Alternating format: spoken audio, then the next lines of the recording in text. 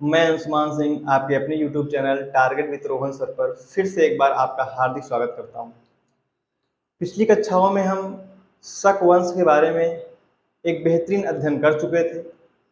आपने शक वंश का सामान्य परिचय पढ़ा और शक वंश के कुछ महत्वपूर्ण शासकों जैसे माउस, राजबुल और रुद्रदामन को पढ़ा। और जो आपने रुद्रदामन के विषय में पढ़ा था वो आपके एग्जाम के दृष्टिकोण से बहुत ही इम्पोर्टेंट है। तो उसी क्लास से एक क्वेश्चन है कि किस वंश के शासकों पर के सिक्के पर शिव और पार्वती के चित्र अंकित मिलते हैं। कमेंट बॉक्स में इसका आप उत्तर दीजिएगा। और आज आपका जो टॉपिक है वो कुषाण वंश है। फिर से मैं एक बार अपने टॉपिक को रिवाइज करता हूँ। हम लोग मौर्योत्तर काल की चर्चा कर रहे थे। मौर्योत्तर काल में दो प्रकार के राजवंश भारत में स्थापित हुए, एक विदेशी आक्रमणकारियों के द्वारा स्थापित राजवंश और दूसरे भारतीय मूल राजवंश।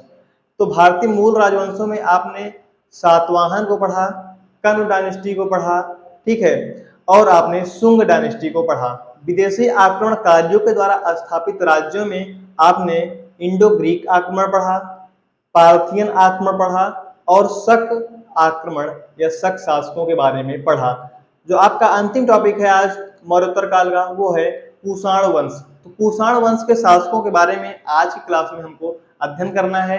और आप देखेंगे कि जिस प्रकार से आपके शक मध्य एशिया से आए हुए थे उसी प्रकार से जो कुषाण थे वो भी मध्य एशिया, और कुछ विचारक मानते हैं, कुछ इतिहासकार मानते हैं कि वो पश्चिमी चीनी क्षेत्र से होकर के आए थे या पश्चिमी चीनी क्षेत्र से आए थे। तो उनका निवास स्थान या तो चाइना था, पश्चिमी चाइना, या आप देखेंगे मध्य एशिया। आपको लिखा हुआ है कि इनका उद्गम स्थल चीन का पश्चिमी क्षेत्र और मध्य एशिया था। तो दोनों स्थान इनके उद्गम क्षेत्र में मिलते हैं। तो यही हम लोगों को पढ़ना है, ठीक है। तो कुषाण वंश इनका भी उद्गम स्थल कहाँ पर है? तो पश्चिमी चीन का क्षेत्र है और मध्य एशिया, दो जगह से कुषाणों के साक्ष्य मिलते हैं। और आप ये देखेंगे कि जब ये कुषाण पश्चिमी चीनी क्षेत्र या मध्य एशिया से बाहर निकले तो ये 5 शाखाओं में बढ़ गए। आप एक बार बताइएगा कि शकों की कितनी शाखाएं थी? जब शक मध्य एशिया से निकलते हैं तो भारत की ओर आगमन के पश्चात उनकी कितनी शाखाएं हो जाती हैं? और इसी प्रकार आप देखेंगे कुषाणों की 5 शाखाएं थी जब वो मध्य एशिया या पश्चिमी चीन क्षेत्र से बाहर निकले तो, और उन्हीं में से एक शाखा जिसका नाम कोई चाउ आंग है, इन्होंने भारत में कुषाण वंश की नींव डाली। देखिएगा, ये यूजी कबीले के एक शाखा कोई चाउ आंग से संबंधित थे, और जो कोई चाउ आंग शाखा है इन्होंने ही भारत में कुषाण वंश की नींव डाली, कुषाण वंश की नींव डाली। तो याद रखिएगा कि जो आपके कुषाण थे ये 5 शाखाओं में बट गए और ये यूजी कबीले से संबंधित थे। बहुत बार आपके एग्जाम में क्वेश्चन पूछा गया है कि किस कबीले से संबंधित थे। तो आप देखेंगे जितने भी बाह्य आक्रमणकारी भारत में आते हैं सब शुरुआत में कबीले के रूप में ही रहते हैं और ये इधर उधर भटकते रहते हैं, और जहां पर इनको अपने साम्राज्य को स्थापित करने के अनुकूल वातावरण मिल जाता है वहीं पर अपने साम्राज्य को स्थापित कर लेते हैं। तो वैसे ही ये 5 शाखाओं में निकले और अंततः आप देखेंगे इन्हीं 5 शाखाओं की एक शाखा कोई चाउ आंग शाखा ने भारत में कुषाण वंश की नींव डाली। याद रखिएगा, कोई कंफ्यूजन नहीं होना चाहिए। आगे हम लोग बढ़ते हैं तो अब आ जाते हैं अपने प्रथम शासक कुजुल कडफिसस। इसे कडफिसस प्रथम के नाम से भी जानते हैं। यदि आप नोट्स बना रहे हैं तो उसमें लिख लीजिएगा कुजुल कडफिसस ब्रैकेट में कडफिसस प्रथम, ओके, क्योंकि कभी कभी कडफिसस प्रथम के नाम से इनसे क्वेश्चन पूछ लेता है एग्जाम में। तो कुजुल कडफिसस इस वंश का प्रथम शासक है, किस वंश का कुषाण वंश का प्रथम शासक कुजुल कडफिसस है। कुषाण वंश का प्रथम शासक था। इसके सिक्के पर यूनानी शासक हर्मियस की आकृति उत्कीर्ण है। अब आप लोग थोड़ा सा पुरानी क्लासों में जब यूनान पढ़ाए थे हम, याद है आपको, जब यूनानियों का भारत में आगमन पढ़ाए थे तो उसमें एक शासक हर्मियस को आपने पढ़ा था, याद होगा। नहीं याद है तो आप यूनानी आक्रमण वाली क्लास जाकर के फिर से एक बार देखिएगा। तो यूनानी शासक हर्मियस की आकृति इसके सिक्कों पर उत्कीर्ण है, मीन्स कि ये कहीं ना कहीं यूनानी शासक हार्मियस के अधीन शासन करता था, उनके नीचे रह करके कुछ दिनों तक शासन किया, उनके सामंत के रूप में शासन किया, उनके अधिकारी के रूप में शासन किया, लेकिन इसे स्वतंत्र शासक नहीं मानते हैं।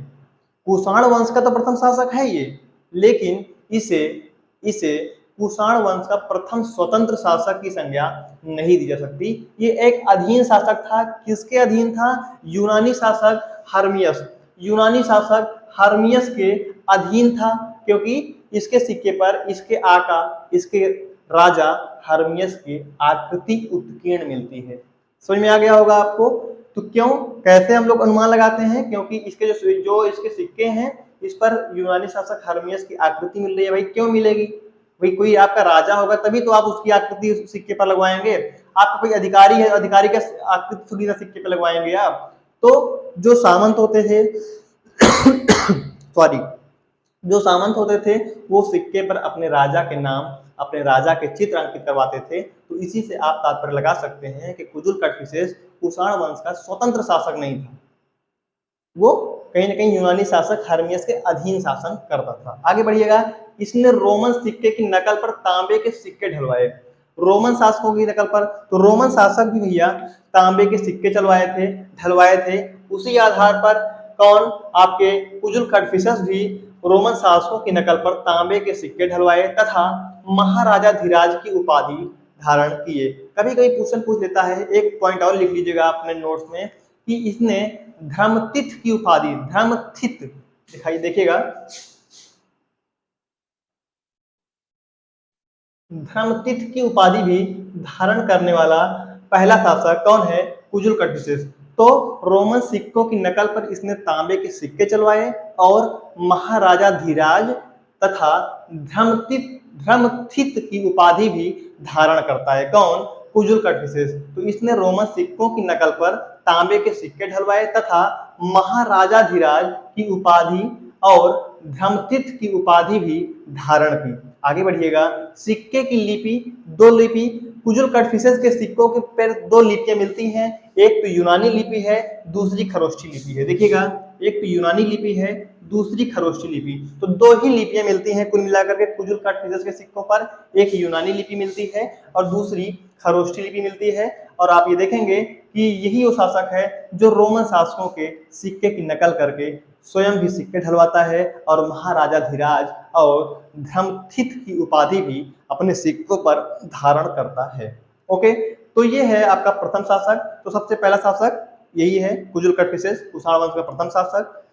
ये भी तांबे के सिक्के ढलवाए, किसकी नकल पर? रोमन शासकों की नकल पर। यूनानी शासक हार्मियस के अधीन शासन करता था ये। उसके बाद महाराजा धीराज और धर्मतिथ की उपाधि भी धारण करने वाला प्रथम शासक था, प्रथम कुषाण शासक था। और इसकी सिक्के पर दो लिपियां मिलती हैं, एक तो यूनानी लिपि, दूसरी खरोष्ठी लिपि।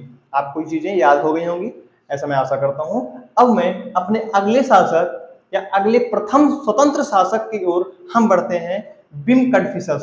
बिम कटफिसेस, इसे कटफिसेस द्वितीय के नाम से भी जानते हैं। इतिहास में इसे कटफिसेस द्वितीय के नाम से भी जानते हैं और इसे कटफिसेस प्रथम के नाम से भी जानते हैं। तो ब्रैकेट में बगल में लिख लीजिएगा, बिम कटफिसेस के बगल में कि कटफिसेस सेकेंड।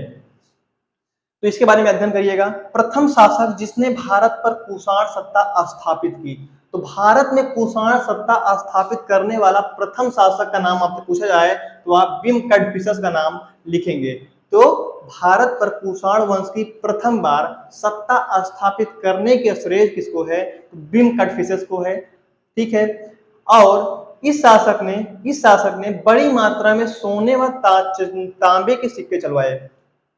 सोने व तांबे के सिक्के चलवाए किसने?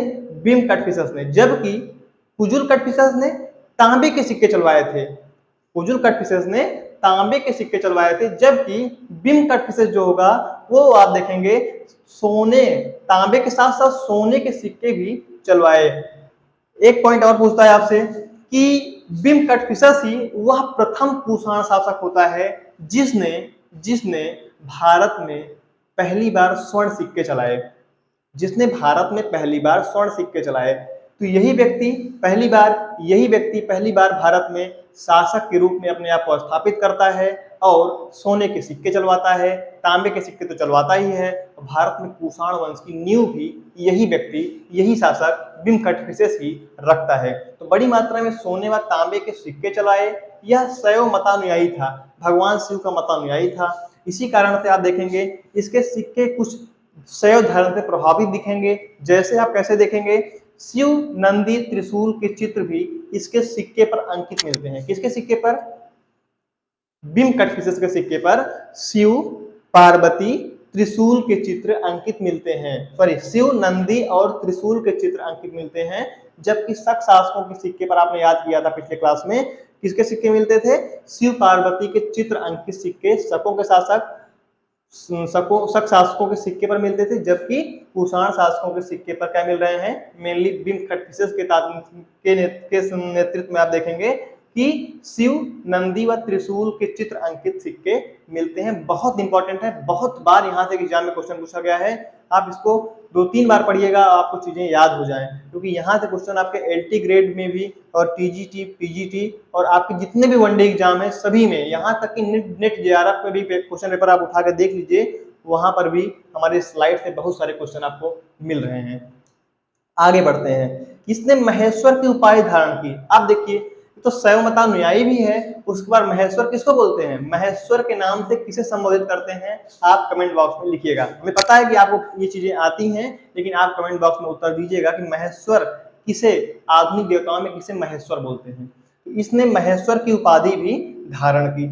आगे बढ़िएगा, आगे बढ़िएगा। कुषाण शासकों में इसने सर्वप्रथम स्वर्ण सिक्के चलाए। मैंने आपको बताया कुछ देर पहले ना कि सोने और तांबे के सिक्के इसने ये चला रहा है, इसके पहले तांबे के सिक्के चल रहे हैं। तो सोने का सिक्के चलाने का श्रेय भी किसको है? बिम कटफिसेस को। तो कुषाण शासकों में इसने सर्वप्रथम स्वर्ण सिक्के चलाए। ओके, अब आपसे एक क्वेश्चन उठता है कि सबसे पहले भारत में स्वर्ण सिक्के किस वंश के शासकों ने चलाए? दूसरा क्वेश्चन, किस वंश के शासकों ने शुद्ध सोने के, सबसे ज्यादा शुद्ध सोने के सिक्के चलाए? और किस वंश के शासकों ने सबसे अधिक मात्रा में सोने के सिक्के चलाए? 3 क्वेश्चन है, आप उत्तर दीजिएगा। अगली क्लास में मैं इन क्वेश्चनों का उत्तर आपको दूंगा, इन प्रश्नों का उत्तर अगली क्लासों में मैं आपको दूंगा। तो इसने, कुषाण शासकों में इसने सर्वप्रथम स्वर्ण सिक्के चलाए और यज्ञ करते हुए राजा की आकृति के सिक्के भी चलाए। यज्ञ करते हुए राजा की आकृति के सिक्के भी चलाए।